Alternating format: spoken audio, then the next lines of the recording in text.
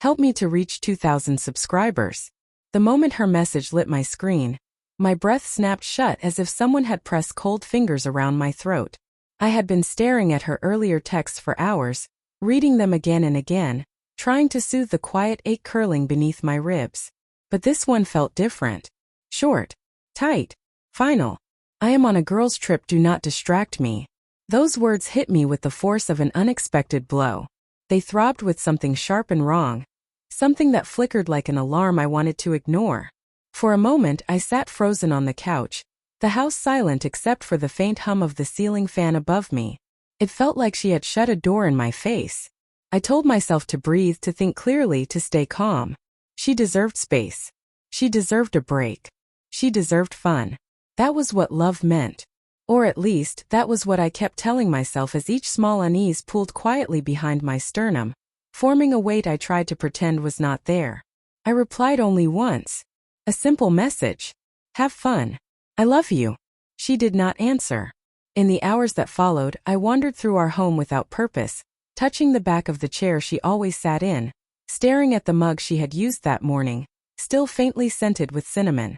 The air felt heavier than usual, thick with memories and the shadow of something I could not name yet. Night deepened. Still no reply. I checked her location even though I hated myself for doing it. It pulsed on my screen from somewhere miles away, near a resort she had never mentioned. My heart tightened. My thoughts spiraled. Maybe service was bad. Maybe she was sleeping. Maybe I was overthinking. Or maybe this was the first truth I had been too afraid to face. When she finally called, her voice was distant and oddly breathy. Muffled laughter floated behind her, followed by a clatter that sounded like someone bumping into something. I felt cold. You called at a bad time, she said. A figure moved behind her, just barely visible, a blur crossing the frame of light.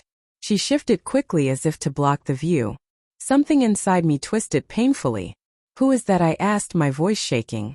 She paused. Too long. Just a friend, she said. But the word rang false. My stomach sank. The air in the room seemed to thin. Hours passed after the call ended. I could not sleep. Every small detail she had brushed aside in recent weeks rushed back to me with brutal clarity. The late nights. The vague excuses. The sudden protectiveness over her phone. Each one now felt like a puzzle piece I had been too afraid to assemble.